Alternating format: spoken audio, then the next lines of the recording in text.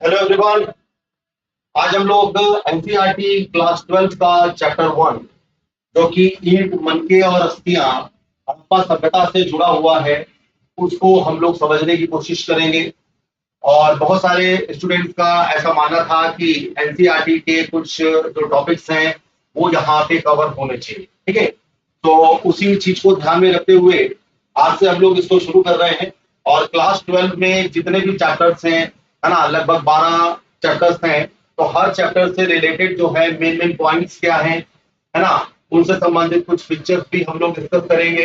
और साथ ही साथ यूपीएससी लेवल पे कुछ जो इम्पोर्टेंट क्वेश्चंस हैं वो भी हम लोग डिस्कस करेंगे।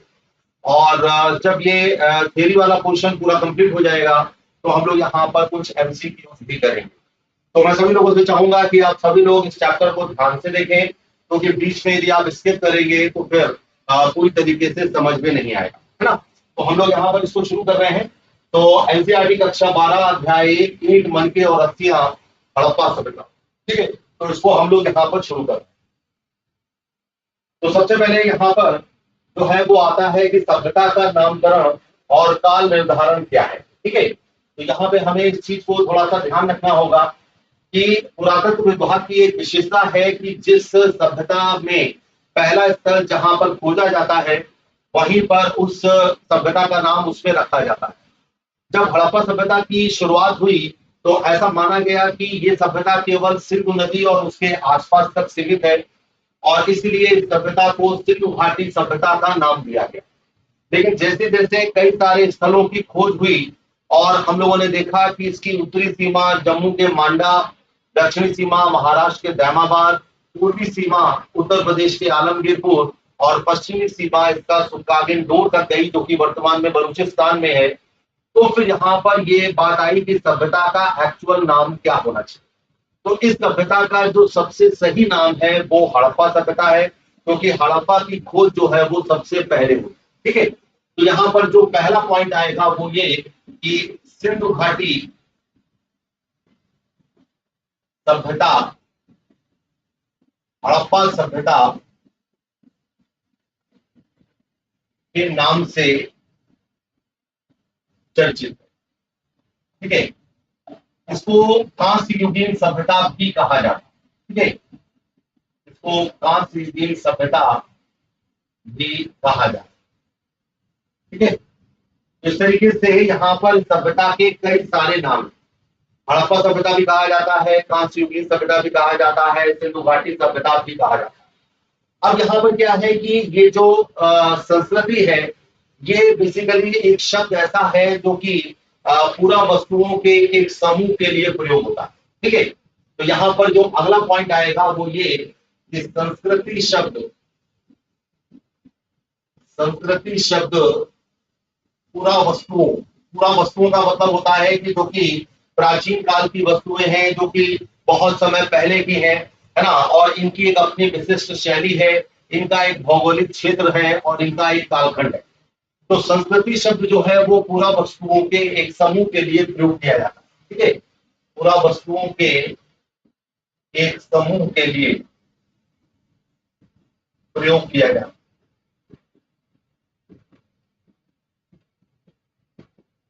ठीक है, तो जैसा भी मैंने आपको बताया कि ये जो संस्कृति शब्द है ये कहीं ना कहीं एक विशिष्ट शैली, एक भौगोलिक क्षेत्र और इसका एक कालखंड भी यहाँ पे निर्धारित है।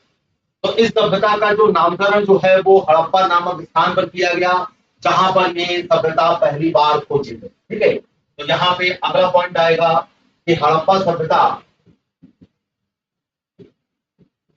सभ्यता की खोज 1921 में दयाराम साहनी के द्वारा की।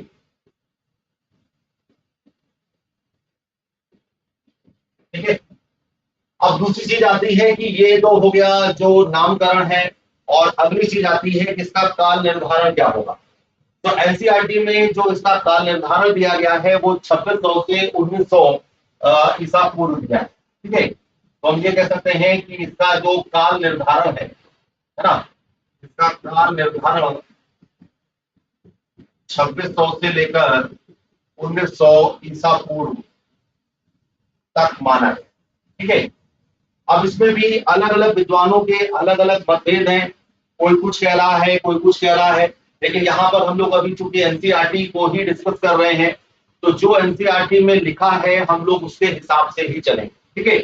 तो यहाँ पर इसका जो काल निर्धारण है वो 2600 से 1900 ईसा पूर्व कहा गया। और यहाँ पर हम देखते हैं कि कुछ समय का जो इसका पीरियड था, जैसे 2200 से लेकर और 2000 बीसी तक, ये हम कह सकते हैं कि इसकी चरम अवस्था थी, है ना। या हम ये भी कह सकते हैं कि ये इसका पीक था, है ना। तो 2200 से 2000 बीसी तक ये इसकी चरम अवस्था या पीक रही। और यहाँ पर हम इसे विकसित हड़प्पा संस्कृति भी कह सकते हैं, है ना, क्योंकि इसकी शुरुआत में और इसके बाद में हमें आरंभिक और परवर्ती हड़प्पा संस्कृतियों को भी देखना है, ठीक है। तो यहाँ पर हम ये कह सकते हैं कि जो शुरुआती चरण है, जो शुरुआती चरण है वो यहाँ पे प्रारंभिक हड़प्पा सभ्यता कहलाता है। और जो अंतिम चरण है ना, अंतिम चरण जो है उसको यहाँ पर उत्तर हड़प्पा सभ्यता के नाम से भी हम उसे कहते हैं, ठीक है।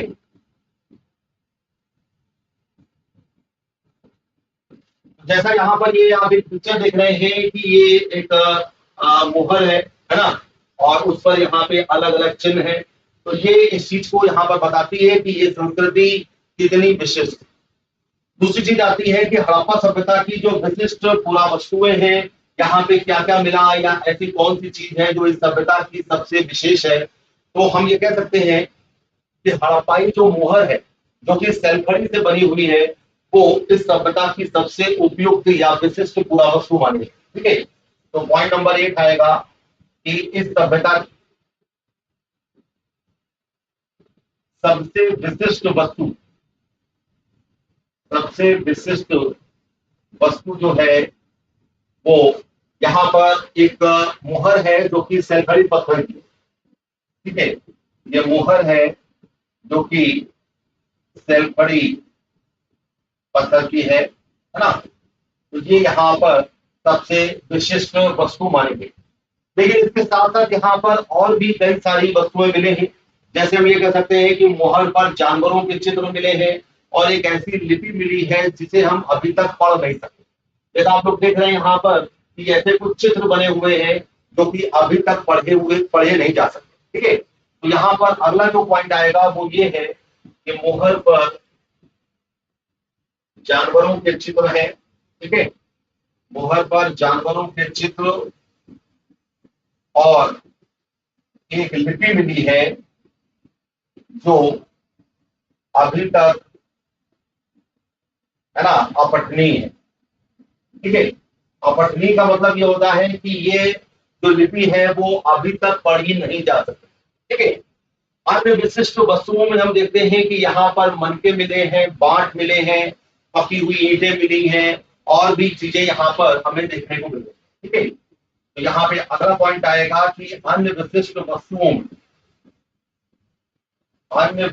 वस्तुओं में हमें यहाँ पर मनके, बांट, पकी ईंटें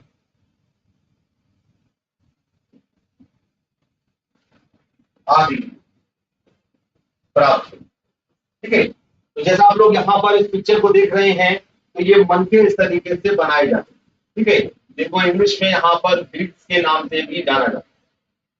तो ये जो भी यहाँ पर चीजें मिल रही हैं वो अलग अलग जगहों से मिली, जैसे अफगानिस्तान में मिली, जम्मू में मिली, बलूचिस्तान में मिली, या गुजरात, महाराष्ट्र, इन सभी जगहों से ये हमें चीजें प्राप्त हो रही, ठीक है। तो यदि हम ये देखें कि वस्तुओं के प्राप्ति स्थल, ठीक है, ये वस्तुएं कहाँ कहाँ से प्राप्त हुई हैं, तो ये हम कह सकते हैं कि जम्मू भी है ना, अफगानिस्तान भी है,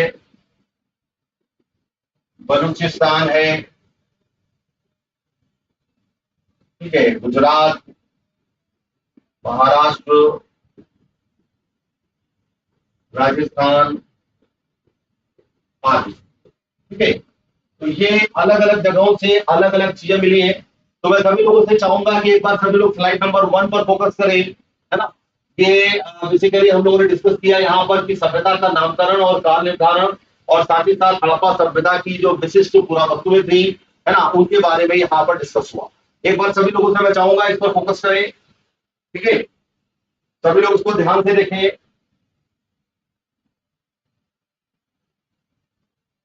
ठीक है, तो अब यहाँ पे हम लोग आगे बढ़ते हैं।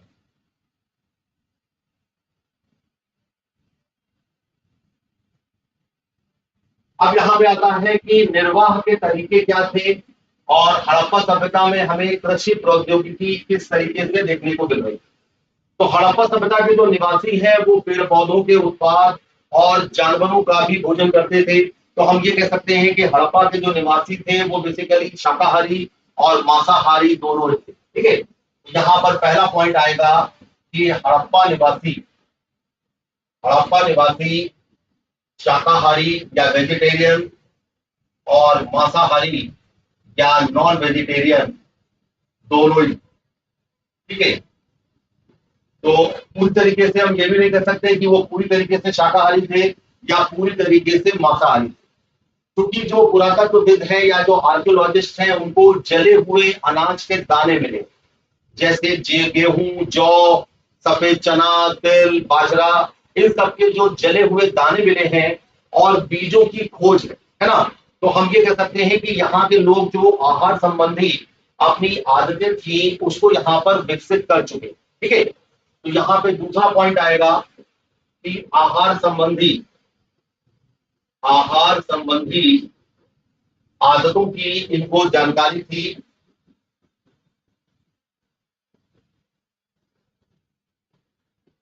इसका यदि हम उदाहरण देखें तो हमें ये कह सकते हैं कि अनाज के जले दाने मिले। ठीक है, जैसे गेहूं, जौ, बाजरा, तिल आदि। ठीक है, तो ये जो आहार संबंधी आदतों की जानकारी है इसका मतलब ये है कि पुरातत्वविद जो है वो उन्होंने इस बात का पूरी तरीके से मतलब एविडेंस लिया है कि यहाँ के लोग जो हैं वो खाने की जो आदतें हैं उनको यहाँ पर पता थी। ठीक है, अब यहाँ पर हम ये कह सकते हैं कि जो चावल के दाने हैं वो अपेक्षाकृत कम है। ठीक है, तो पॉइंट नंबर 3 में आएगा कि चावल के जो दाने हैं वो अपेक्षाकृत कम है। चावल के दाने अपेक्षाकृत यहाँ पर कम। ठीक है, तो इस तरीके से यहाँ पर ये निर्वाह पद्धति जो है वो चल रही थी। जानवरों की हड्डियां भी मिली है, जिसमें हम ये कह सकते हैं कि भेड़, बकरी, भैंस, सुअर, है ना, और ये जो जानवर जो कि पालतू जानवर थे इनकी भी हड्डियां यहाँ पर मिल रही। ठीक है, तो हम अगला पॉइंट यहाँ पर आता है कि जो जानवरों की हड्डियों के अवशेष मिले।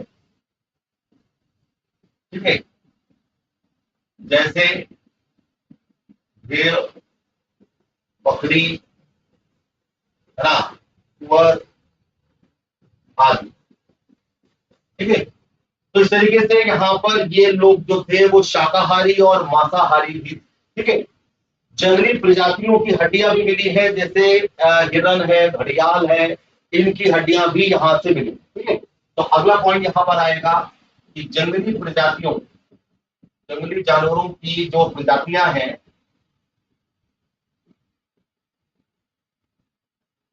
प्रजातियों की हड्डियां भी मिली। ठीक है, जैसे हिरन, घड़ियाल आदि।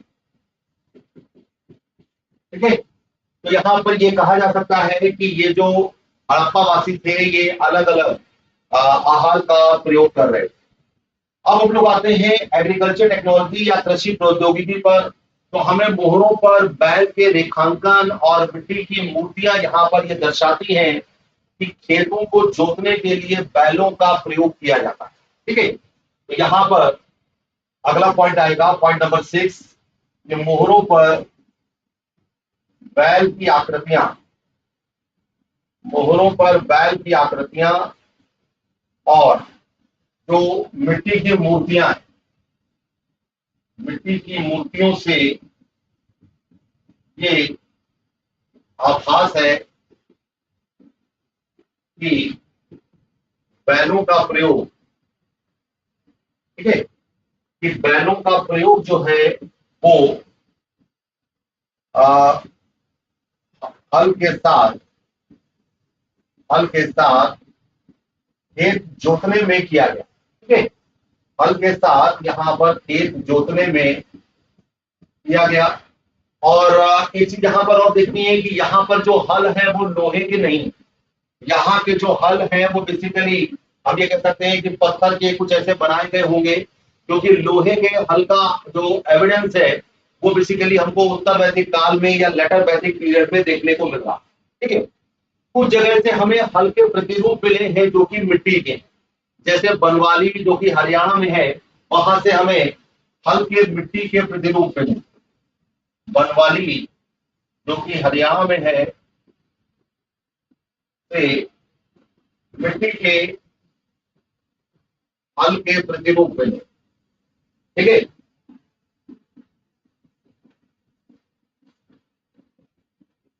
तो ये वहां की सभ्यता की हम कह सकते हैं कि विशेषता है जहां पर हल का प्रयोग किया जाता है।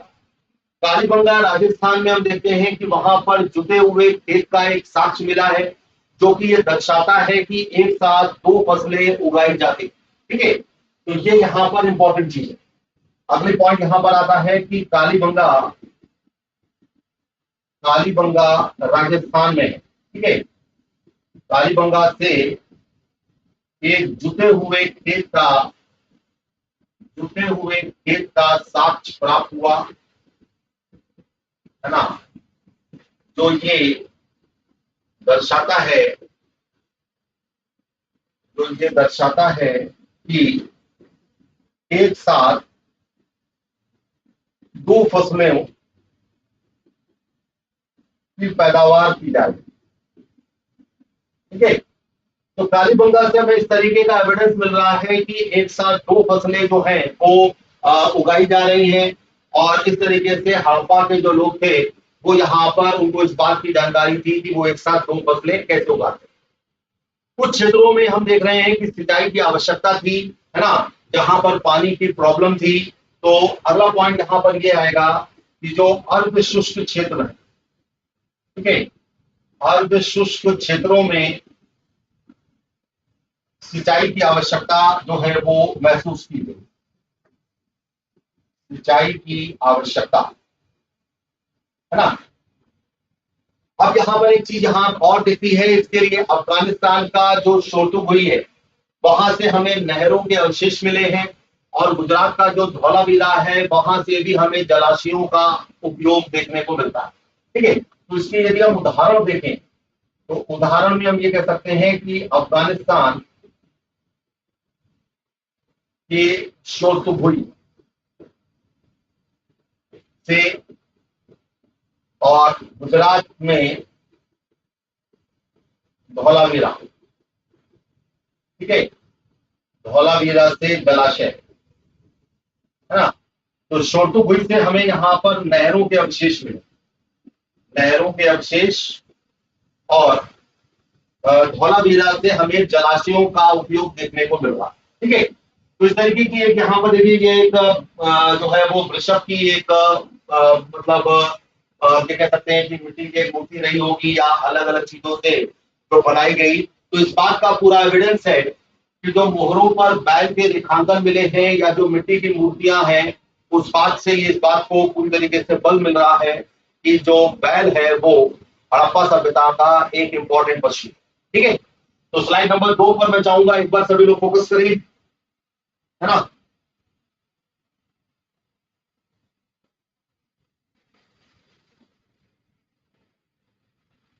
यहां पर हम लोगों ने समझा कि निर्वाह के तरीके या कृषि प्रौद्योगिकी क्या थी, है ना। अब हम लोग यहां पर आगे बढ़े। मोहनजोदड़ो एक नियोजित शहरी केंद्र, है ना। तो ये अगली चीज आ रही है। और हड़प्पा के जो शहर थे वो काफी प्लान्ड, क्योंकि हड़प्पा में जो अर्बन प्लानिंग है वो काफी अच्छी थी। और इसी कारण से ये जो सभ्यता थी वो अपनी समकालीन सभ्यताओं से काफी आगे थी।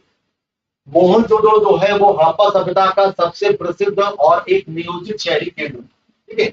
यहाँ पर ये हम कह सकते हैं कि मोहनजोदड़ो सभ्यता का एक नियोजित और शहरी केंद्र। ठीक है, अब मोहनजोदड़ो से हमें ऐसे क्या क्या एविडेंस मिले हैं या क्या क्या ऐसे साक्ष्य मिले हैं जिसके आधार पर हम ये कह सकते हैं कि मोहनजोदड़ो जो है वहां पर किस तरीके का एविडेंस मिल रहा है। तो यहाँ पे जो बस्ती है वो दो भागों में डिवाइड है। यहाँ पर पश्चिमी भाग में दुर्ग है और पूर्वी भाग में निचला शहर। ठीक है, तो जो पश्चिमी भाग में दुर्ग है ये थोड़ा सा ऊंचाई पर बनाया जाता था। यहाँ पे कच्ची ईंटों के चबूतरों पर निर्मित और निचले शहर से ये दीवार के द्वारा अलग था। तो ऐसा माना जाता है कि जो दुर्ग वाला क्षेत्र था वहां पे शासक वर्ग रहता होगा और जो निचला शहर है वो अपेक्षाकृत काफी अधिक बड़ा था, लेकिन ये भी दीवार से घिरा हुआ था। तो जो निचला शहर है वहां पे कॉमन मैन या जन साधारण के लोग रहते होंगे। तो यहाँ पर ये कहा जा सकता है कि बस्ती जो है वो दो भागों में डिवाइड। ठीक है, बस्ती दो भागों में विभाजित। ठीक है, एक भाग यहाँ पे है दुर्ग। दुर्ग जो है ये पश्चिमी क्षेत्र में है। ठीक है, साथ ही साथ ये अधिक ऊंचाई पर बनाया गया।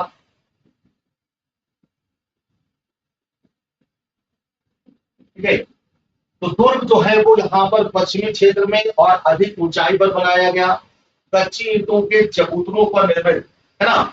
ये दुर्ग है और ये निचले शहर से दीवार के द्वारा अलग है ना। तो यहाँ पर इसका अगला पॉइंट आता है कि कच्ची ईंटों से निर्मित और निचले शहर से दीवार के द्वारा अलग। ठीक है, तो एक चीज यहाँ पर ये आ रही है कि जो दुर्ग है वो पश्चिमी कच्ची ईंटों के चबूतरों से निर्मित है। ठीक है, कच्ची ईंटों के चबूतरों से। ठीक है, और निचले शहर से ये दीवार के द्वारा अलग है। दूसरा यहाँ पर भाग जो है वो है निचला शहर। ये कहीं अधिक बड़ा था, लेकिन इसका जो इसको दुर्ग से नीचे बनाया गया था और ये भी दीवार से घिरा हुआ था। तो यहाँ पर दूसरा पॉइंट आता है निचला शहर, है ना। निचला शहर जो है ये पूर्वी क्षेत्र में है। निचला शहर ये पूर्वी क्षेत्र में है। ये कहीं अधिक बड़ा है ना, और ये भी दीवार के द्वारा घिरा हुआ। ठीक है, तो ज्यादातर जो हड़प्पा के शहर हैं वो इसी टाइप के हैं जहां पर दुर्ग और निचला शहर हम देख रहे हैं। नगर योजन नियोजन की एक जो विशेषता है वो एक जल निकास प्रणाली है और यहाँ पे सड़कें और गलियां जो है वो ग्रिड सिस्टम में बनी थी जो कि एक दूसरे को संपूर्ण पर काटती। ठीक है, तो नगर नियोजन की जो अगली विशेषता आती है वो जल निकास प्रणाली है ना। यहाँ पर हम ये कह सकते हैं कि जो जल निकास प्रणाली है वो यहाँ पर उन्नत है। ठीक है, सड़कें और नालियां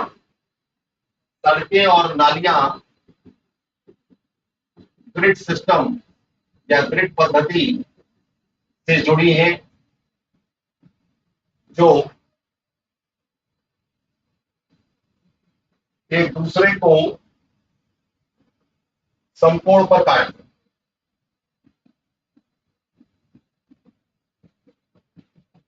ठीक है, तो यहाँ पर ये जो पिक्चर है ये आप देख रहे हैं कि ये ऐसा ही एक ग्रिड सिस्टम रहा होगा, है ना। तो ग्रिड सिस्टम में बेसिकली क्या होता है कि वो कुछ इस टाइप का होता है ना। इस तरीके से ये ग्रिड सिस्टम जो है वो बनाया जाता है जहां पर सड़कें और नालियां जो है वो एक दूसरे से ग्रिड पद्धति में बनी थी और एक दूसरे को संपूर्ण पर काट रही। यदि हम घरों की स्थापत्य कला को देखें तो घर गृह स्थापत्य कला में जो आवासीय भवन है वो आंगन पर केंद्रित थे, चारों ओर कमरे होते थे और यहाँ पर गोपनीयता का महत्व भी था। ठीक है, तो अगला जो पॉइंट आएगा वो ये कि गृह स्थापत्य में भवन आंगन के आंगन के केंद्रित होते थे, या हम कह सकते हैं कि आंगन में केंद्रित होते, ठीक है। आंगन में केंद्रित, आंगन के चारों ओर, आंगन के चारों ओर कमरे, है ना। और इस तरीके से यहाँ पर ये चीजें बनाई गई थी कि गोपनीयता का महत्व दिया गया, ठीक है। या हम ये कह सकते हैं कि गोपनीयता का यहाँ पर महत्व था, ठीक है। यहाँ पर गोपनीयता को हम लोग इंग्लिश में प्राइवेसी कह सकते हैं। तो घरों की जो निर्माण कला है वहां पर भी पूरा दिमाग लगाया गया, है ना। यहाँ पर हम ये देखते हैं कि भूमितल की दीवारों में खिड़कियां नहीं है और मुख्य द्वार से सीधा अवलोकन भी नहीं हो सकता। मुख्य द्वार जो है वो पीछे वाली गली में खुलता था, और जो मेन रोड है वहां पर दीवार एकदम समतल होती थी, कोई भी खिड़कियां वहां पर नहीं थी जिससे वहां पर उस तरीके का दिखाया जा सके। तो ये इसलिए माना जा सकता है कि ये ऐसा इसलिए बनाया गया होगा क्योंकि यहाँ पर हम ये कह सकते हैं कि ये लोग साफ सफाई पर काफी ध्यान देते हैं। तो जो भूमितल की दीवारें हैं उसमें हमें खिड़कियों का अस्तित्व नहीं देखने को मिल रहा, ठीक है। भूमितल की दीवारों में खिड़कियों का अस्तित्व नहीं, ठीक है। तो ये यहाँ पर इसकी एक विशेषता थी कि जो भी यहाँ पे ग्राउंड फ्लोर है, ग्राउंड फ्लोर की दीवारों में हमें खिड़कियां देखने को नहीं मिल रही है, मुख्य द्वार से सीधा अवलोकन भी देखने को नहीं मिल रहा, ठीक है। तो यहाँ पे हम ये कह सकते हैं कि जो मुख्य द्वार है, मुख्य द्वार से सीधा अवलोकन भी नहीं,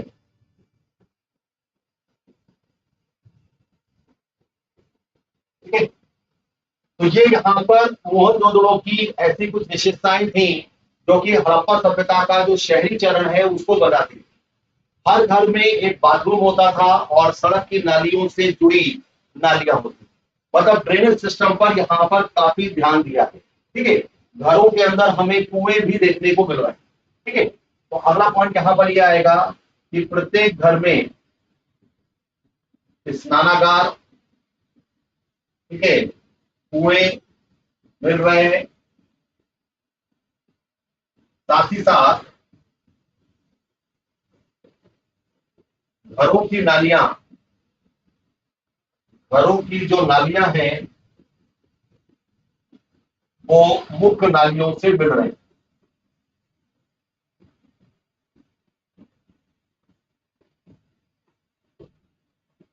ठीक है। तो ये मोहनजोदड़ो के घर की एक विशेषता जो है वो यहाँ पर कहा जा सकता है। दुर्ग पर विशिष्ट सार्वजनिक संरचनाएं थी, जैसे माल गोदाम और विशाल स्नानक, ठीक है। तो यहाँ पर अगला पॉइंट भी आ जाएगा कि दुर्ग पर विशिष्ट संरचनाएं, जैसे माल गोदाम, जिसको हम अन्नागार कह सकते हैं, या यहाँ पर अलग अलग चीजें जो थी वो आ रही थी, है ना। तो ये चीजें यहाँ पर हम कह सकते हैं जो आ रही है। और इसके साथ साथ यहाँ पर जो स्नानागार है वो भी हमें देखने को मिल रहा। तो ये मोहनजोदड़ो का स्नानागार है जहां पर नॉर्थ और साउथ से यहाँ पर आप देख सकते हैं कि इस स्विमिंग पूल में जाया जा सकता है। साफ पानी कैसे आएगा, गंदा पानी कहाँ से निकलेगा, इसकी भी पूरी व्यवस्था थी। और ये हम ये कह सकते हैं कि इसका उपयोग धार्मिक पर्पज के लिए किया जाता, ठीक है। तो जो विशाल स्नानागार है इसका उपयोग किसी विशेष अनुष्ठानिक कार्यक्रम के लिए किया गया होगा, है ना। तो नेक्स्ट पॉइंट आएगा कि स्नानागार का जो उपयोग है वो किसी अनुष्ठानिक कार्यक्रम के लिए किया जाता है। तो ये जो ग्रेट बाथ या विशाल स्नानागार है ये बेसिकली धार्मिक पर्पस के लिए यूज किया जाता है, ठीक है। तो एक बार मैं चाहूंगा सभी लोग स्लाइड नंबर 3 पर फोकस करें, है ना। अभी हम लोगों ने यहाँ पर मोहनजोदड़ो के बारे में डिस्कस किया है। अब हम लोग यहाँ पे आगे बढ़ते हैं, और ये जो है वो हड़प्पा सभ्यता की अपनी विशेषताएं, ठीक है। तो स्लाइड नंबर 4 पे आते हैं। अब यहाँ पर आता है सामाजिक भिन्नताओं का अवलोकन और शिल्प उत्पादन, ठीक है। तो हड़प्पा सभ्यता में जो सामाजिक भिन्नताएं हैं उसको हम ये कह सकते हैं कि जो पुरातत्वविद है वो सामाजिक आर्थिक भिन्नताओं का पता लगाने के लिए जो शवाधान है उसका अध्ययन करते हैं कि यहाँ पर किस तरीके की सामाजिक और आर्थिक भिन्नताएं। कब्रों में हमें मृदभांड मिले हैं, आभूषण भी मिले, ठीक है, लेकिन मिस्र के जो पिरामिड जितनी बहुमूल्य वस्तुएं वो यहाँ पर हमें देखने को नहीं मिली। तो यहाँ पर जो पहला पॉइंट आएगा वो ये कि पुरातत्वविद सामाजिक आर्थिक जो भिन्नताएं हैं या भिन्नताओं के लिए सामाजिक आर्थिक भिन्नताओं के लिए शवाधान का अध्ययन करते हैं।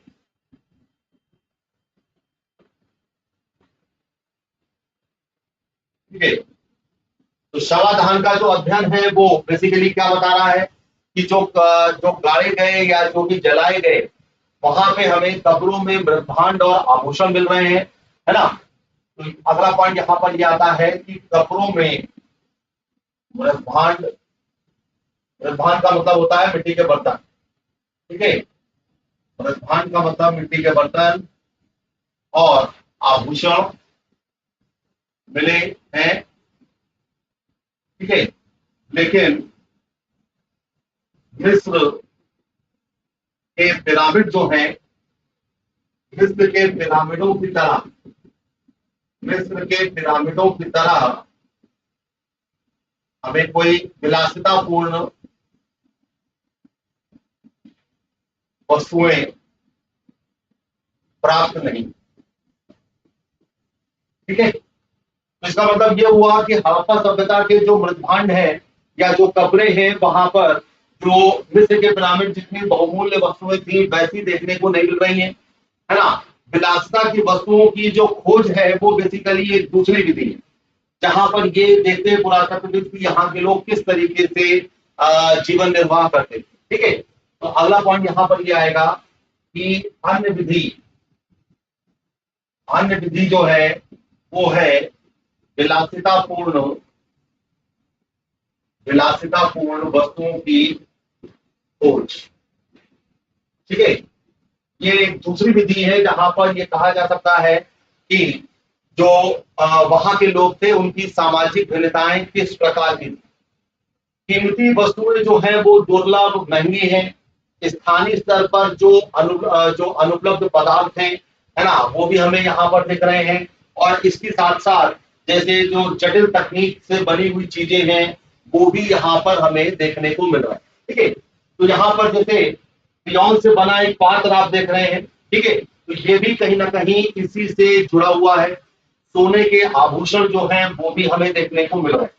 तो कीमती वस्तुएं जो हैं वो भी हमें देखने को मिल रही हैं और जो भी इस तरीके के पात्र हैं या सोने के आभूषण हैं वो भी हमें देखने को मिल रहा है, ठीक है। तो यहाँ पे अगला पॉइंट आ जाएगा कीमती वस्तुएं, ठीक है, दुर्लभ अनुपलब्ध पदार्थों से बनी, ठीक है, क्रेयॉन्स से निर्मित पात्र और सोने के आभूषण,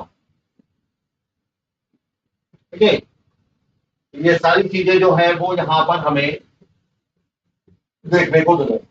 अब हड़प्पा सभ्यता की जो शिल्प उत्पादन है उसको देखें तो चंदूदड़ो जो है वो शिल्प उत्पादन में एक छोटा स्थल था जहां पर हमें मनके बनाना जो है वो देखने को मिल रहा है, या फिर हम ये कह सकते हैं कि मनके का बनाने का एक बहुत बड़ा सेंटर चंदूदड़ो था, ठीक है। तो यहाँ पर शिल्प उत्पादन में जो पहला पॉइंट आएगा वो ये कि चंदूदड़ो मनके उत्पादन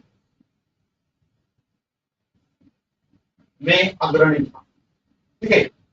तो मनकों की जैसे एक पिक्चर हम लोगों ने देखी थी पहली स्लाइड में, तो इस तरीके से छोटे छोटे मनके बनाए जाते थे। मनके बनाने में कई तरीके के पदार्थों का प्रयोग किया जाता था जैसे जैस्पर, स्फटिक, क्वार्ट्ज, सल्फड़ी, तांबा, कांसा आदि, ठीक है। तो अगला पॉइंट यहाँ पर ये आता है कि मनके बनाने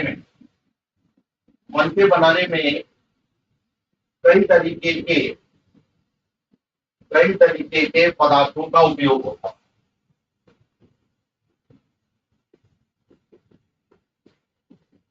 जैसे सल्फड़ी, स्फटिक, तांबा, कांसा, सोना आदि। ठीक है। तो मंजिल जो है वो कई तरीकों से बनाए जाते थे और उनका जो बनाने का पदार्थ था वो भी कई प्रकार का था। मनके जो है वो कई आकारों के बनाए जाते थे, जैसे चक्राकार, बेलनाकार, गोलाकार या खंडित जो थे वो भी इस तरीके के बनते थे। तो अगला पॉइंट यहां पर आएगा कि मनके कई आकार के होते हैं। मनके जो है वो कई आकार के, जैसे चक्राकार, बेलनाकार, है ना, खंडित आदि। ठीक है। तो चंद्रोत्तम जो है वो इस तरीके के मनके बनाने में काफी अग्रणी था। नागेश्वर और बालाकोट में हमें शंख से बनी वस्तुओं का एविडेंस मिल रहा है, जैसे चूड़ियां हैं, करछियां हैं, पच्चीकारी है। तो ये शंख से बनी वस्तुओं के एक विशिष्ट केंद्र। ठीक है। तो अगला पॉइंट यहां पर आएगा कि नागेश्वर और बालाकोट, नागेश्वर और बालाकोट शंख से बनी वस्तुओं के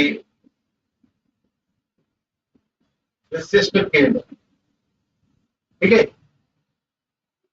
तो यहां पर ये आएगा। इसमें यदि हम उदाहरण देखें तो उदाहरण में है इनकी चूड़ियां, पर्चियां आदि। ठीक है। तो शंख और उनसे बनी हुई वस्तुओं का जो केंद्र है वो अलग है। उत्पादन केंद्रों की पहचान के बारे में यदि हम देखें तो ये पहचान हमें कच्चे माल, औजार, अपूर्ण वस्तुओं या त्यागा हुआ माल या कहीं पे जो कूड़ा करकट है उससे पता लग रहा है कि यहाँ पर उत्पादन केंद्र जो है वो किस प्रकार के। ठीक है। तो यहाँ पे अगला पॉइंट जो आएगा वो ये कि उत्पादन केंद्रों की पहचान कई तरीकों से। ठीक है। उत्पादन केंद्रों की पहचान जो है वो कई तरीकों से है, जैसे कच्चा माल, कूड़ा करकट। ठीक है। तो कच्चा माल हो गया, कूड़ा करकट हो गया, औजार हो गए, अपूर्ण वस्तुएं हो गई, है ना। इन सभी से यहाँ पर इन उत्पादन केंद्रों की पहचान होती है। अपूर्ण औजार आदि। ठीक है। तो ये इस बात को सिद्ध कर रहा है कि हड़प्पावासी जो है वो शिल्पकला में काफी प्रवीण थे और शिल्पकला में हमें इस तरीके के एविडेंस मिल रहा है। ठीक है। तो एक बार मैं चाहूंगा कि सभी लोग इस स्लाइड पर फोकस करें। ठीक है। सभी लोग इस स्लाइड पर ध्यान दीजिए।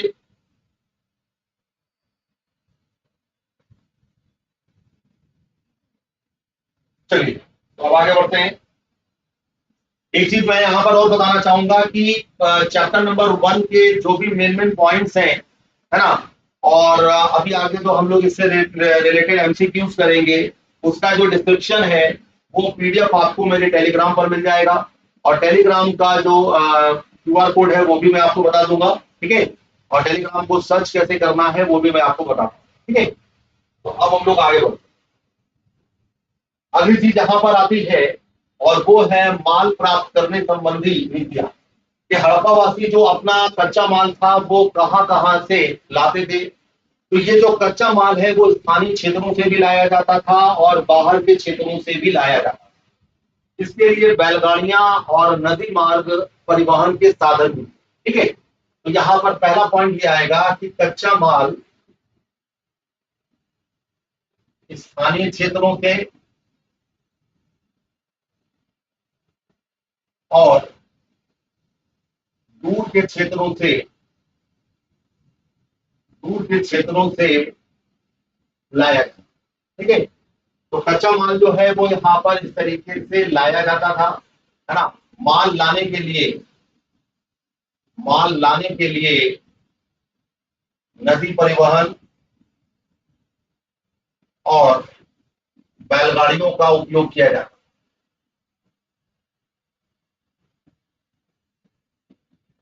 ठीक है। यहाँ पर कच्चा माल जो है वो इस तरीके से लाया जाता है। अब यदि हम देखें तो कच्चा माल के जो स्रोत हैं उनके भी स्थानों पर बस्तियां स्थापित की गई। जैसे नागेश्वर और बालाकोट में हम लोगों ने देखा था कि वो शंख से बनी हुई वस्तुओं के केंद्र थे, तो इन जगहों पर बस्तियों का निर्माण भी हुआ।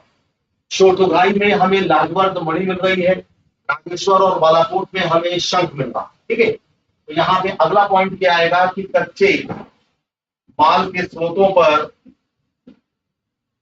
कच्चे माल के स्रोतों पर या स्रोतों से संबंधित स्थानों पर बस्तियों का निर्माण। ठीक है, बस्तियों का यहाँ पर निर्माण किया गया। जैसे नागेश्वर और बालाकोट में, नागेश्वर और बालाकोट में शंख। ठीक है, शोरतोभाई में लाजवर्द मणि, जिसको हम लैपिस लाइजली कहते हैं। ठीक है, इसी तरीके से कुछ और क्षेत्र थे जो अपने विशेषताओं के लिए जाने जाते थे। जैसे लोथल में हमें कार्नेलियन, सल्फड़ी और धातु, है ना, इसका भी एविडेंस मिल रहा। लोथल में कार्नेलियन, सल्फड़ी और धातुएं। ठीक है, तो यहाँ पर पॉइंट नंबर 4 आएगा। तो इस तरीके से कच्चा माल जो है वो अलग अलग क्षेत्रों से लाया जा रहा है। राजस्थान का जो केतड़ी क्षेत्र है वो तांबा के लिए फेमस था। दक्षिण भारत जो है वो सोने के लिए फेमस था। ठीक है, तो यहाँ पे अगला पॉइंट आएगा कि राजस्थान में केतड़ी, राजस्थान में केतड़ी तांबे के लिए और दक्षिण भारत सोने के लिए। ठीक है, तो अलग अलग क्षेत्रों से यहाँ पे कच्चा माल आ रहा है और इस तरीके से ये सारी चीजों का निर्माण किया जा रहा है। फिर यहाँ पर हम देखते हैं कि दूर के क्षेत्रों से संपर्क भी स्थापित किया है। जैसा आप लोग देख रहे हैं कि ये मेसोपोटामिया की एक विशिष्ट बेलनाकार मोहर है, जिस पर हमें जो है वो बैल या वृषभ का एविडेंस मिल रहा है। इसी तरीके से ओमान में, जो कि एक मिडिल ईस्ट का कंट्री है, वहां पे हम देख रहे हैं कि एक हड़प्पाई मर्तबान मिल रहा है।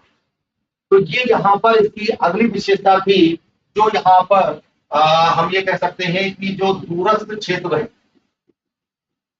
दूरस्थ क्षेत्रों से संपर्क में आएगा। तो यहाँ पर जो पहला पॉइंट है वो ये आएगा कि हड़प्पा के अवशेष हमको अलग अलग जगहों से प्राप्त हो रहे हैं।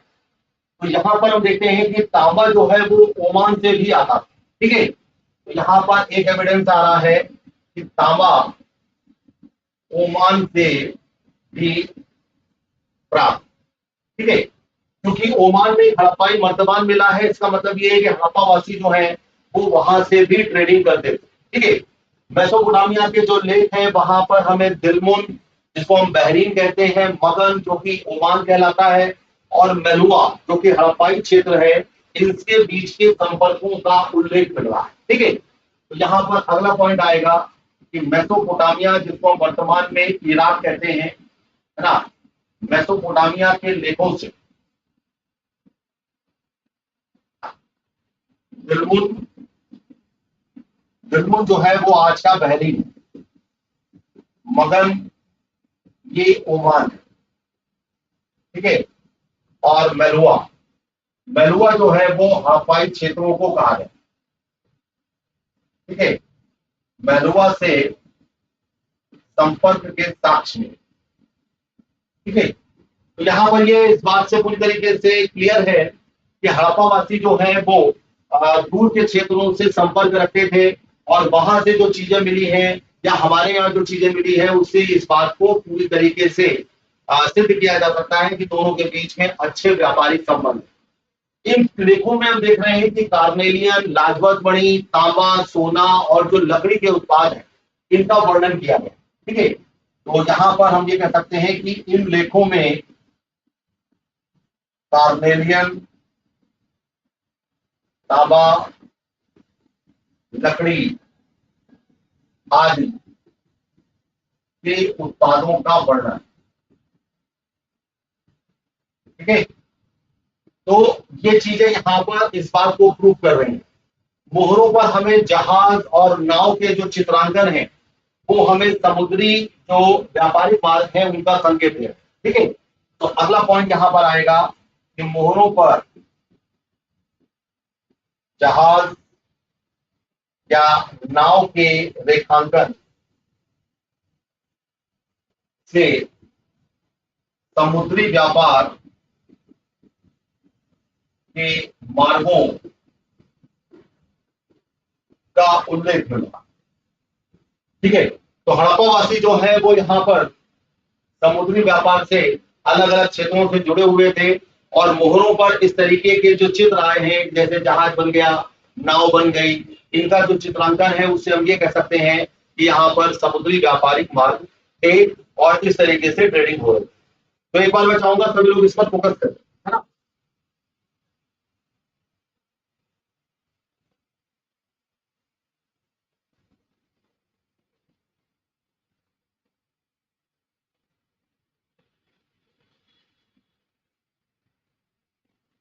चलिए तो फिर हम लोग आगे बढ़ते हैं।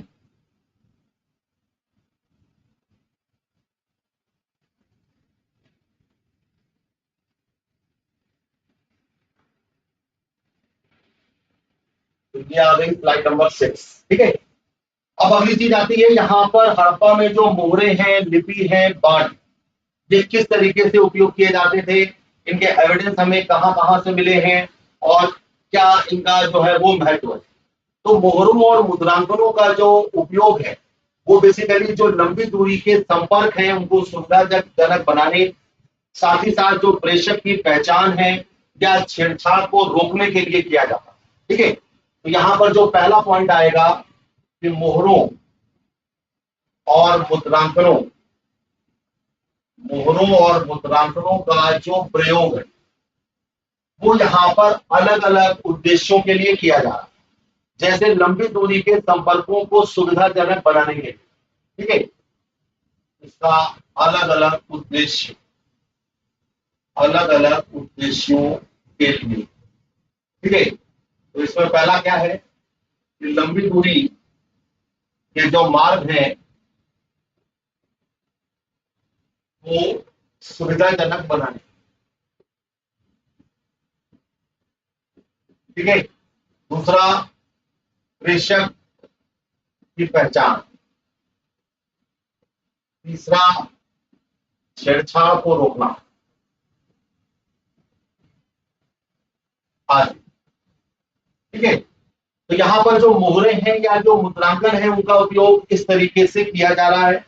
हड़प्पाई लिपि जो है वो अभी तक पढ़ी नहीं जा सकती। ठीक है, तो ये हम लोगों ने पहले डिस्कस किया था कि हड़प्पा की जो लिपि है वो चित्रात्मक है, इसमें लगभग 375 से लेकर 400 चिन्ह है और ये लिपि दाईं से बाईं ओर लिखी जा रही है। ठीक है, तो यहाँ पर अगला पॉइंट आएगा कि हड़प्पाई लिपि, हड़प्पाई लिपि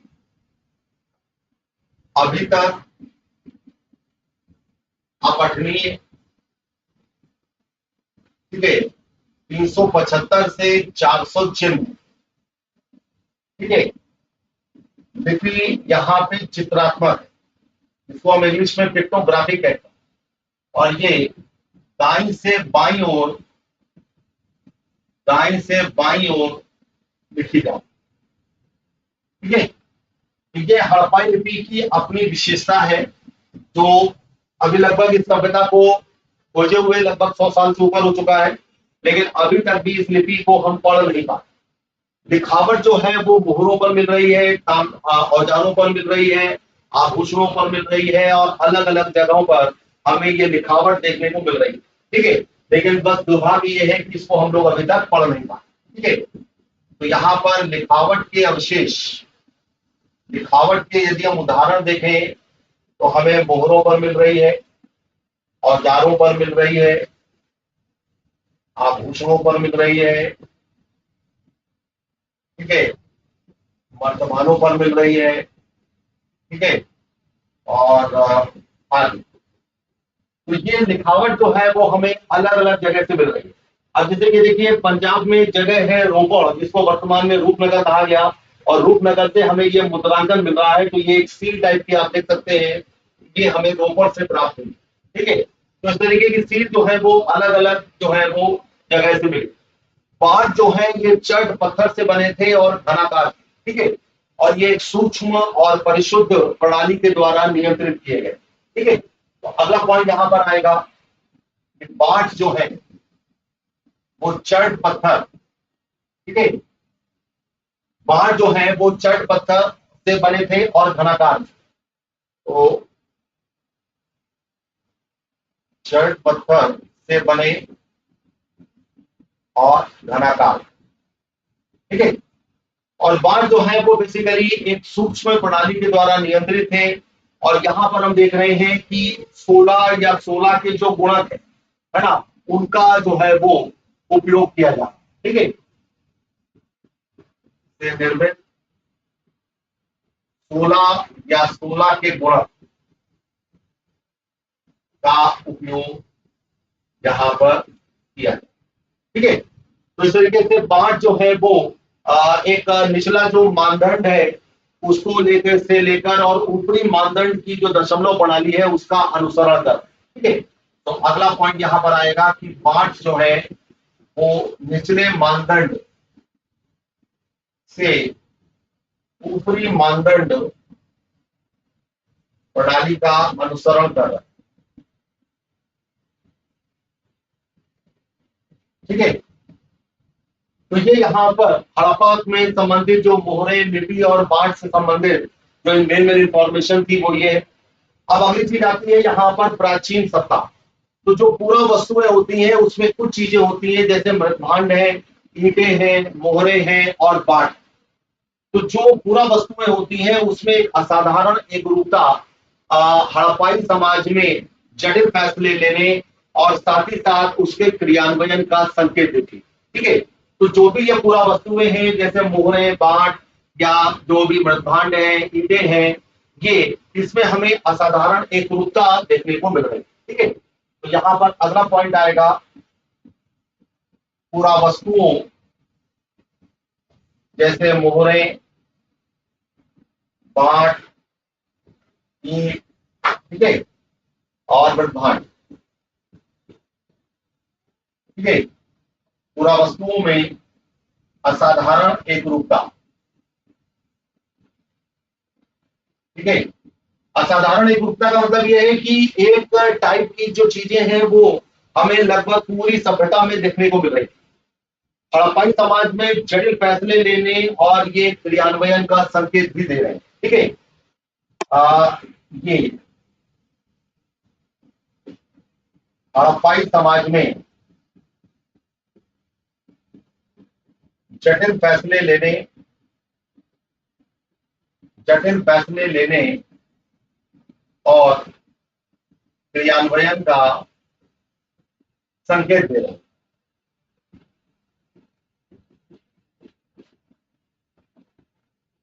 ठीक है, तो इस तरीके से ये जो पूरा वस्तु है वो ये चीजें बता रहे हैं। मोहनजोदड़ो में हमें विशाल भवन मिला है, जो हम ये कह सकते हैं कि शायद वो एक महल रहा हो। ठीक है, तो अगला पॉइंट यहां पर ये आता है कि मोहनजोदड़ो में एक विशाल भवन, ठीक है, जिसको प्रासाद या महल कहा गया, का साक्ष्य मिला। ठीक है, तो मोहनजोदड़ो से हमें इस तरीके का साक्ष्य मिले हैं। एक पत्थर की मूर्ति है जिसको यहाँ पर पुरोहित राजा की संज्ञा दी गई। तो ये जो पुरोहित राजा की आप पिक्चर देख रहे हैं, ये हमें एक पत्थर की इस तरीके से मूर्ति मिल रही है। ठीक है, तो यहाँ पर अगला पॉइंट ये है, एक पत्थर की मूर्ति प्राप्त और इसे पुरोहित राजा की संज्ञा दी। ठीक है, तो ये हमें इस तरीके के एविडेंस यहां से मिल रहा है। शासकों के अस्तित्व पर अलग अलग मत हैं। कुछ लोग ऐसा कहते हैं कि यहाँ पर कोई शासक नहीं था, कुछ का ये कहना है कि हर बस्ती का अपना अलग अलग शासक थे या कई शासक थे। कुछ इतिहासकार ये कह रहे हैं कि एक ही राज्य था। तो यहाँ पर हम ये कह सकते हैं कि शासकों का जो अस्तित्व है उस पर मत अलग है। ठीक है, तो यहाँ पर पॉइंट नंबर 9 आएगा कि शासकों के अस्तित्व पर अलग अलग मत। जैसे कुछ का कहना है, कुछ मतलब कुछ इतिहासकारों का कहना है कि कोई शासक नहीं है। ठीक है, और कुछ का कहना है कि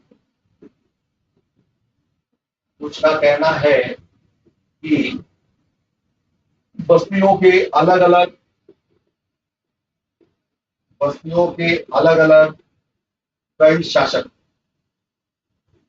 ठीक है, तो ये अलग अलग जो है वो हमें एविडेंस मिल रहे हैं, जहां पे इतिहासकार जो है वो अलग अलग ये मान के चल रहे हैं कि यहाँ पे शासक वर्ग जो है वो अलग अलग। ठीक है, तो कोई ये कह रहा है कि यहाँ पर एक शासक है, कोई कह रहा है कि कोई भी शासक नहीं है ना, कोई ये कह रहा है कि कई शासक हैं। तो ये यहाँ पर इस तरीके से कहा जा सकता है। स्लाइड नंबर 6 पर मैं चाहूंगा आप सभी लोग फोकस करें एक बार।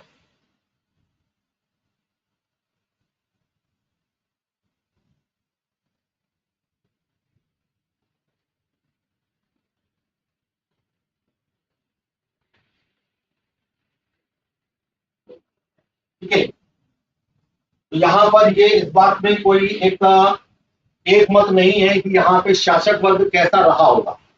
तो पूरा वस्तुओं में जो समानता है या जो सुनियोजित बस्तियों का साक्ष्य है, इसके कारण हम ये कह सकते हैं कि एक ही राज्य की जो कल्पना है वो सबसे ज्यादा एक युक्ति संगत प्रतीत होती है ना।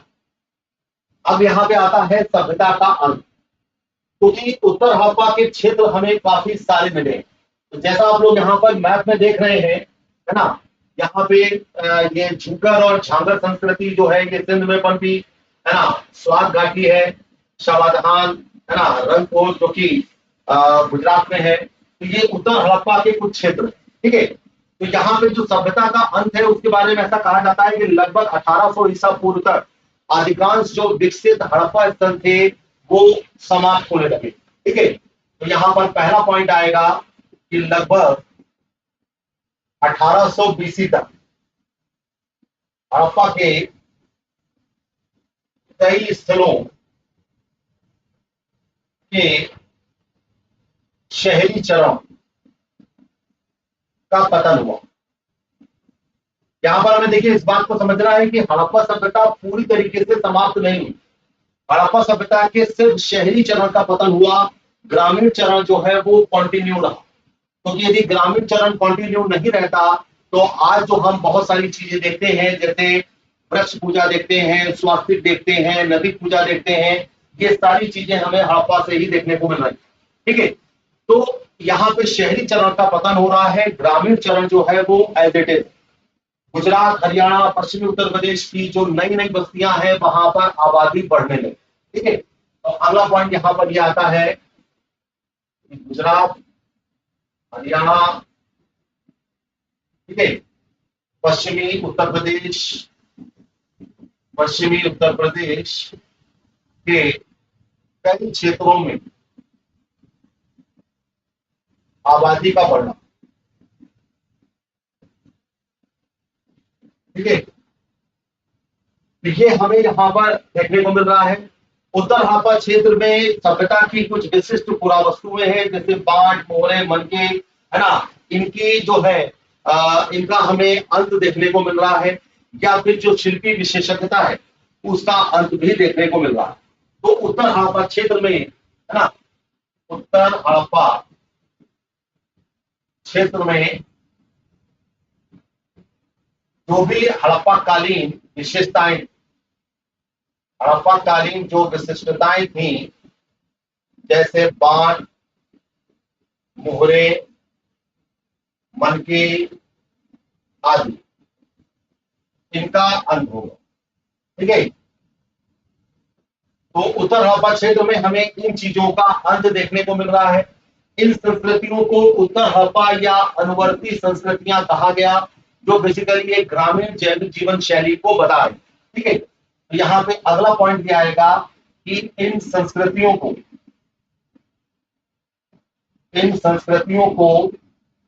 उत्तर हड़प्पा संस्कृति या अनुवर्ती अनुवर्ती संस्कृतियां कहा गया। अनुवर्ती संस्कृतियां कहा जाना, जो ग्रामीण जीवन शैली को संदर्भित करती है। ठीक है, तो ये संस्कृतियां बेसिकली हम कह सकते हैं कि उत्तर हड़प्पा संस्कृतियां या अनुवर्ती संस्कृतियों के नाम से जानी गई, जो कि एक ग्रामीण जीवन शैली के चीजों को बता रहे हैं। पतन के जो संभावित कारण है उसमें भी इतिहासकारों में काफी मतभेद है। कुछ इतिहासकार ये कहते हैं कि ये जलवायु परिवर्तन का कारण था, कुछ कहते हैं कि वनों की कटाई है, कुछ का ये कहना था कि बाढ़ है, कुछ ये कह रहे हैं कि नदियां जो है वो सूख गई या उन्होंने अपना मार्ग बदल लिया, और कुछ ये भी कह रहे हैं कि भूमि का अत्यधिक उपयोग भी शामिल। ठीक है, तो यहाँ पर पतन के जो कारण है उसमें भी मतभेद देखने को मिल रहा है। तो पतन के कारणों में मतभेद है। ठीक है, तो यहाँ पे उदाहरण के रूप में हम देखें तो यहाँ पे कुछ लोग इसको जलवायु परिवर्तन बताते हैं, है ना।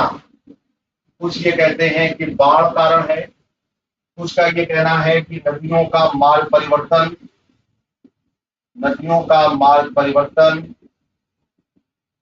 या नदियों का सूखना। ठीक है, कुछ ये भी कहते हैं कि आर्यों का आक्रमण भी एक कारण। ठीक है, तो यहाँ पर जो पतन के कारण है उसमें अलग अलग इतिहासकार जो हैं उनमें काफी मतभेद है। कुछ विद्वान जैसे ये कहते हैं कि मोहनजोदड़ो से जो नरकंकाल मिले हैं उसके आधार पर ये कहा जा सकता है कि आर्यों के द्वारा कोई आक्रमण किया गया होगा और यहाँ पर बहुत सारे लोग मारे गए थे। लेकिन जो सबसे ज्यादा मतलब वो मान्य कारण है वो ये कि एक प्राकृतिक परिवर्तन हुआ और इस प्राकृतिक परिवर्तन के कारण इस सभ्यता के शहरी चरण का विनाश हुआ। ठीक है, तो एक बार मैं चाहूंगा सभी लोग इस पर फोकस करें। ठीक है, एक बार सभी लोग इसे आराम से देखिए।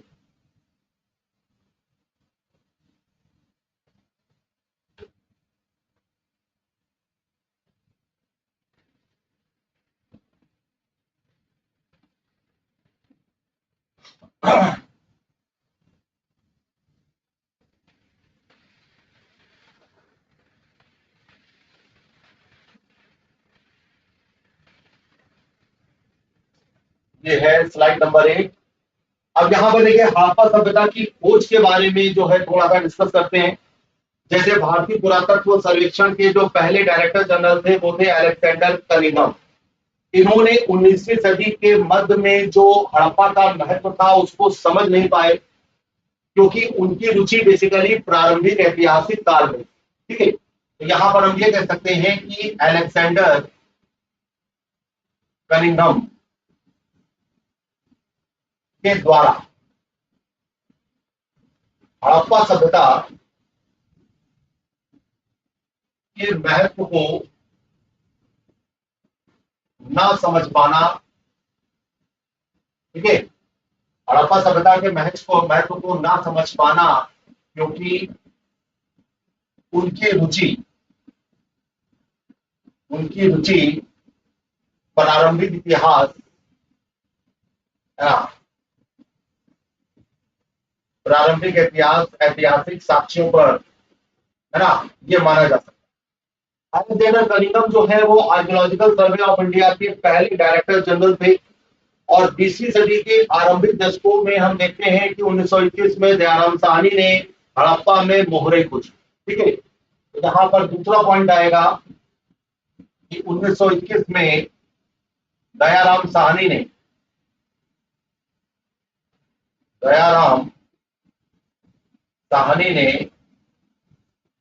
हड़प्पा की खोज। ठीक है, तो यहाँ पर देखिए आप, जैसे कनिंघम के द्वारा हड़प्पा से प्राप्त पहली ज्ञात मुद्रा का एक रेखा चित्र बनाया है। ठीक है, तो ये जो पेंटिंग है या ये जो डिजाइन है, ये कनिंघम के द्वारा ही डिजाइन की गई। राखालदास बनर्जी ने मोहनजोदड़ो से हड़प्पा से मिली मोहरों के समान मोहरें खोजी और ऐसा पता लगा कि ये जो दोनों स्थल हैं वो एक ही संस्कृति से संबद्ध है। ठीक है, तो दयाराम साहनी ने यहाँ पे हड़प्पा की खोज की, है ना, मोहरों की भी खोज हुई, मोहरों की भी खोज हुई। 1922 में हम देखते हैं कि राखालदास बनर्जी के द्वारा मोहनजोदड़ो की खोज हुई। ठीक है, और ये दोनों स्थल एक ही संस्कृति से संबद्ध माने गए। ठीक है, तो 1921 और 1922 में इन दोनों स्थलों की खोज हो रही है और ये दोनों स्थल एक ही संस्कृति से संबद्ध माने गए। जॉन मार्शल, जो कि उस समय तत्कालीन एएसआई के हेड थे, उन्होंने 1924 में इस बात की घोषणा की कि एक हड़प्पा सभ्यता नाम की एक सभ्यता खोजी गई है। उसको उस समय सिंधु घाटी सभ्यता के नाम से भी जाना जाता था और ये सभ्यता जो है वो मेसोपोटामिया के समकालीन। ठीक है, तो यहाँ पर ये बात 1924 में आई। 1924 में जॉन मार्शल के द्वारा सिंधु घाटी सभ्यता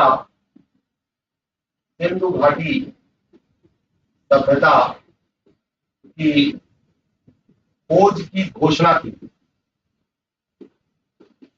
ठीक है, और यह भी कहा गया कि ये मेसोपोटामिया के समकालीन सभ्यता।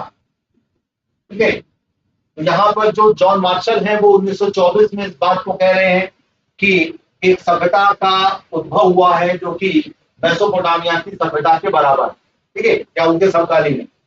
1947 में जब भारत का विभाजन हुआ तो हम देखते हैं कि कई सारे जो हड़प्पाई स्थल थे वो पाकिस्तान चले गए, लेकिन भारत में भी कई सारे स्थलों की खोज की गई, जैसे कालीबंगा, लोथल, राखीगढ़ी, धौलावीरा, ऐसे कई सारे स्थल जो है वो भारत में भी खोजे। ठीक है, तो पॉइंट नंबर 5 हम ये कह सकते हैं कि 1947 में भारत विभाजन के फलस्वरूप कई स्थलों का पाकिस्तान चले जाना, किंतु भारत में भी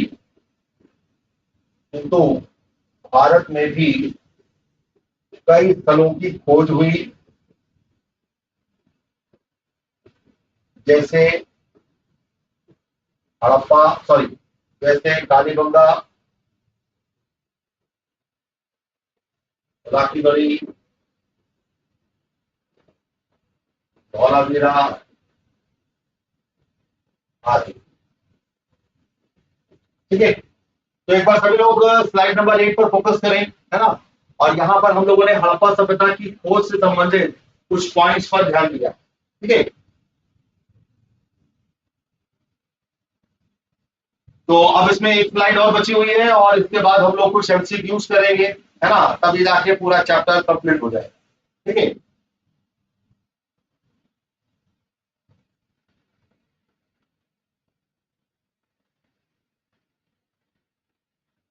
अब यहाँ पर ये लास्ट स्लाइड है और यहाँ पर यह है कि अतीत को जोड़कर पूरा करने की समस्याएं क्या है। ठीक है, तो यहाँ पर जो सबसे पहली चीज समझनी है कि हड़प्पाई लिपि जो है वो अपठित होने के कारण पुरातत्वविद जो है वो भौतिक साक्ष्यों पर ही निर्भर है। भौतिक साक्ष्यों में जैसे आभूषण है, औजार है, मृदभांड है ना, पाठ है, मनके हैं, इन्हीं पर ही यहाँ पर निर्भर है, क्योंकि तो हड़प्पाई लिपि जो है वो अपडेट है। ठीक है, तो पहला पॉइंट यहाँ पर आएगा कि हड़प्पाई लिपि अपठित होने के कारण पुरातत्वविद भौतिक साक्ष्यों, है ना, जैसे मोहरे, बाट, मनके, औजार, आभूषण आदि पर ही निर्भर। ठीक है, तो ये यहाँ पर पहली बात आई कि हड़प्पाई लिपि चूंकि अपठित है और इसके कारण यहाँ पर पुरातत्वविद जो है वो केवल भौतिक साक्ष्यों पर ही निर्भर। जैविक पदार्थ जैसे कपड़ा, चमड़ा, लकड़ी ये सामान्यतः नष्ट हो जाते हैं, लेकिन पत्थर और जो धातुएं हैं, पक्की मिट्टी की जो चीजें बनी हैं और जो भी चीजें इस तरीके की है वो बच जाती। ठीक है, तो जैविक पदार्थ जो है वो सामान्यतः नष्ट हो रहे हैं, है ना। पॉइंट नंबर 2 आएगा जैविक पदार्थ। जैविक पदार्थों में क्या आएगा, जैसे कपड़ा। ठीक है, तो जैविक पदार्थों में कपड़ा है, चमड़ा है, लकड़ी। कपड़ा, चमड़ा, लकड़ी नष्ट होते हैं या नष्ट हो जाते हैं, जबकि, ठीक है, ये जैविक पदार्थ है, जबकि अजैविक पदार्थ जो है ना, जबकि अजैविक पदार्थ जैसे पक्की मिट्टी, पत्थर, धातु आदि ये बचे। ठीक है, तो ये भी यहाँ पर इसके लिए समझ, यहाँ से ये चीजें आ रही है। पुरातत्वविद जो है वो पुरावस्तुओं को उनके पदार्थ या हम ये कह सकते हैं कि जो उनकी उपयोगिता के आधार पर वर्गीकृत करते हैं। ठीक है, तो पुरातत्वविद जो है,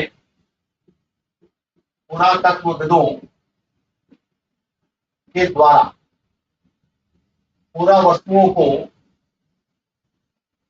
ठीक है, तो जो पुरातत्वविद है वो पुरावस्तुओं को उनके पदार्थ, पदार्थ का मतलब ये है कि वो पत्थर का है कि मिट्टी का है, या उनकी उपयोगिता की, जैसे वो औजार है कि आभूषण है ना, उसके आधार पर वर्गीकृत करते हैं। ठीक है, तो पुरा वस्तुओं को यहाँ पर दो चीजों के आधार पर वर्गीकृत किया जाता है, उनके पदार्थ या उनकी उपयोगिता, उनकी उपयोगिता के आधार पर, उनकी उपयोगिता के आधार पर वर्गीकृत करना।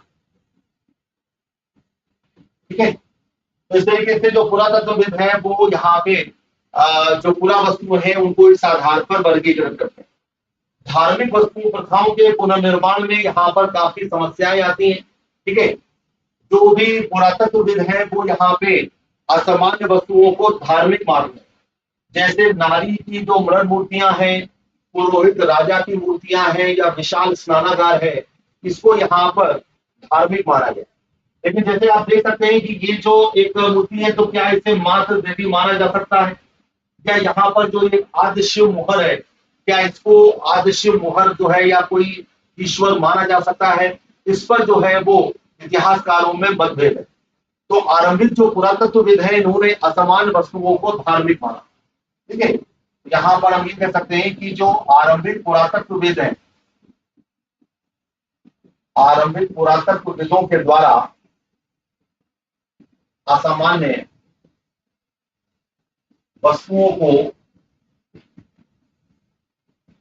धार्मिक मानना। ठीक है, असामान्य वस्तुओं को धार्मिक मानने का मतलब ये है कि जैसे यहाँ पर जो विशाल स्नानागार हुआ मोहनजोदड़ो में, मातृ देवी की मूर्ति, पुरोहित राजा की मूर्ति आदि, इसको यहाँ पर ये धार्मिक मान है। अब धार्मिक आस्थाओं को समझने के लिए मोहरों और शंकु आकार की वस्तुओं का भी अध्ययन किया गया और इन व्याख्याओं से ज्ञात से अज्ञात की ओर बढ़ने की जो पद्धति है उसका उपयोग किया है। ठीक है, तो ये लास्ट पॉइंट आएगा कि धार्मिक आस्थाओं को समझने के लिए, है ना, पॉइंट नंबर 5 आएगा, धार्मिक आस्थाओं को, धार्मिक आस्थाओं को समझने के लिए ठीक है। यहां पर जैसे ये मोहर आप देख रहे हैं, तो मोहरों और शंकु आकार की वस्तुओं का अध्ययन किया गया। ठीक है, मोहरों और शंकु आकार की वस्तुएं जैसे लिंग, ठीक है, शंकु आकार की वस्तुओं को जैसे हम लिंग का मान सकते हैं, का अध्ययन करना।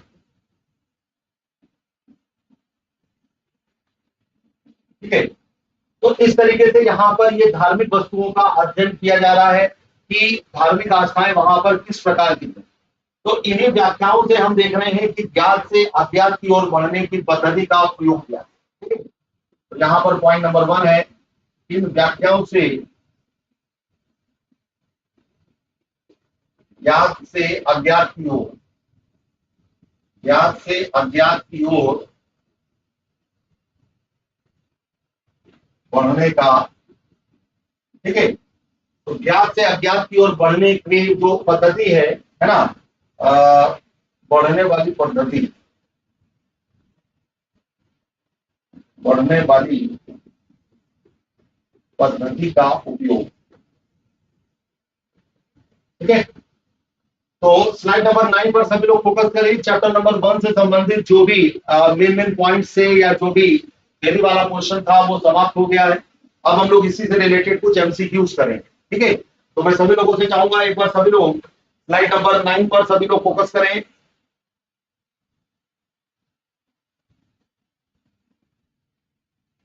ठीक है, तो अब यहाँ पर हम लोग कुछ एमसीक्यूज पर फोकस करेंगे और मैं चाहूंगा कि एमसीक्यूज जो है वो उसमें भी आप सभी लोग ध्यान दें। ठीक है, तो क्वेश्चन नंबर 1 है यहाँ पर कि हड़प्पा सभ्यता के शहरी नियोजन के संदर्भ में निम्नलिखित कथनों पर विचार करें। पहला है, हड़प्पा के शहरों में सड़कें और गलियां लगभग एक वृत्त पद्धति में बनी थी जो एक दूसरे को समकोण पर काटती थी। दूसरा है, ईंटें धूप में सुखाकर या भट्टी में पकाकर बनाई जाती थी और उनकी लंबाई, चौड़ाई और ऊंचाई का अनुपात ये था। तीसरा, मोहनजोदड़ो में आवासीय भवनों के मुख्य द्वार से आंतरिक भाग या आंगन का सीधा अवलोकन होता था जिससे सामाजिक मेलजोल को बढ़ावा मिलता। ठीक है, तो यहाँ पर जो पहला पॉइंट है कि हड़प्पा के शहरों में सड़कें या जो गलियां थी वो एक ग्रिड पद्धति से बनी थी और वो एक दूसरे को समकोण पर काट रही थी। यहाँ पर जो क्वेश्चन नंबर 1 का पॉइंट नंबर 1 है वो सही है। पॉइंट नंबर 2 भी यहाँ पर सही। पॉइंट नंबर 3 में देखिए तो यहाँ पर यह बात है कि आंगन का सीधा अवलोकन था।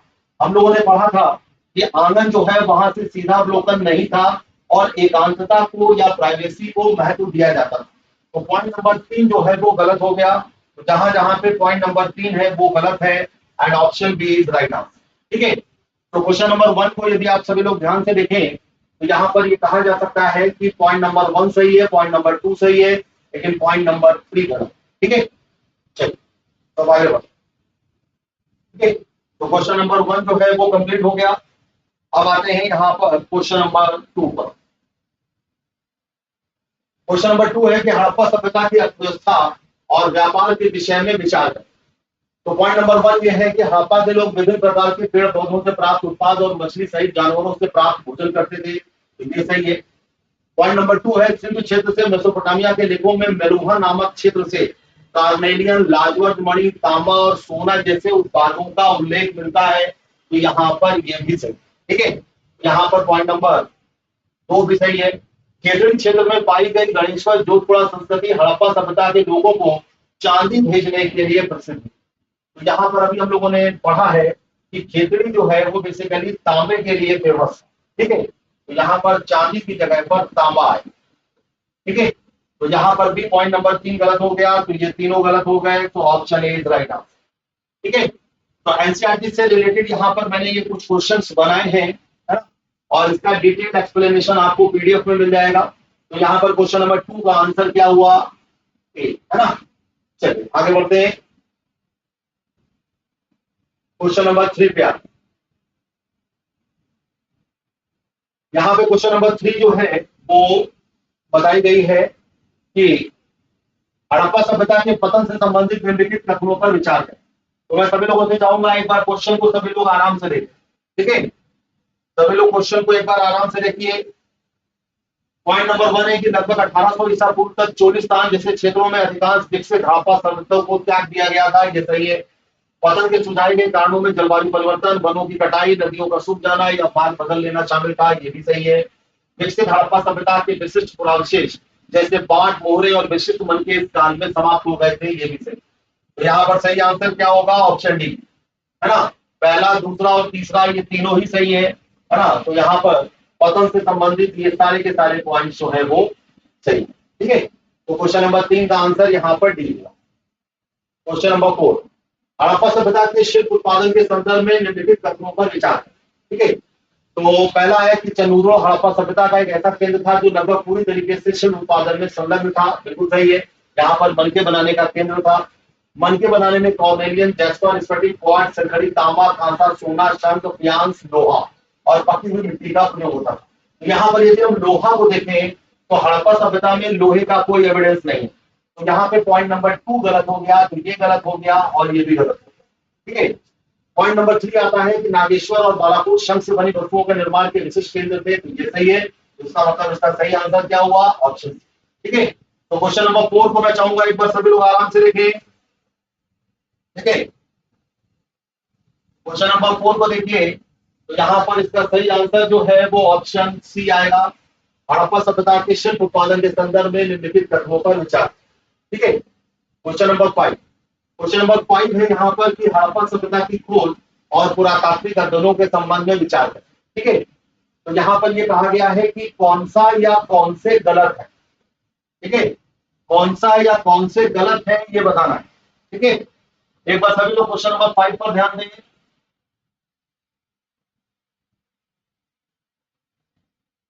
ठीक है। तो यहाँ पर पहला है कि भारतीय पुरातत्व सर्वेक्षण के पहले director general Alexander Cunningham Harappa मोहर के महत्व को समझने में चूक गए क्योंकि वे आरंभिक ऐतिहासिक कालों में अधिक रुचि रखते थे। तो यहाँ पर ये स्टेटमेंट सही है कि हम लोगों ने डिस्कस किया। दूसरा है, जॉन मार्शल ने 1924 में पूरे विश्व के सामने सिर्फ घाटी में एक नई सभ्यता की खोज की घोषणा की जब दयाराम साहनी और हाथानदास बरैती के द्वारा समान मोहरें खोजी गई, तो ये भी सही है। तीसरा है, आर.एम. व्हीलर ने हड़प्पा में अपने उत्खनन में एक बड़े नरसंहार के साक्ष्य पाए और इसके लिए इंद्र को दोषी ठहराया जिससे सभ्यता के हिंसक अंत का सिद्धांत सामने आया, तो ये भी सही। हम लोगों ने भी डिस्कस किया था कि हड़प्पा सभ्यता का जो अंत है उसमें कुछ इतिहासकार ये मानते हैं कि सभ्यता के विनाश में आर्यों का योगदान है और चूंकि नर कंकाल मिले हैं तो ऐसा उनका मानना है। तो देखा जाए तो यहाँ पर तीनों ही स्टेटमेंट सही है। क्वेश्चन हमसे पूछा गया कौन सा असत्य है, तो यहाँ पे सही आंसर क्या होगा? ऑप्शन डी, उपरोक्त में से कोई भी नहीं। मतलब ये तीन के तीनों ही स्टेटमेंट सही, ठीक है। तो क्वेश्चन नंबर 5 का आंसर यहाँ पर डी है।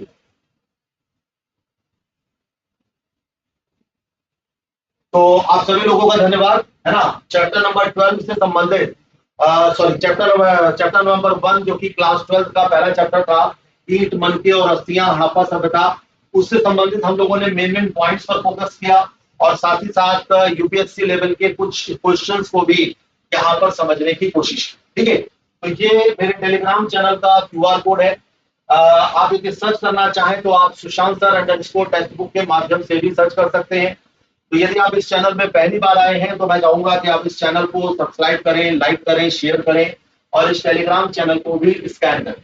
टेलीग्राम चैनल के माध्यम से आपको काफी सारी चीजें मिलती है जैसे क्लासेस के लिंक्स, क्लासेस के पीडीएफ और सबसे इंपॉर्टेंट है यहाँ पर मेंस की आंसर राइटिंग।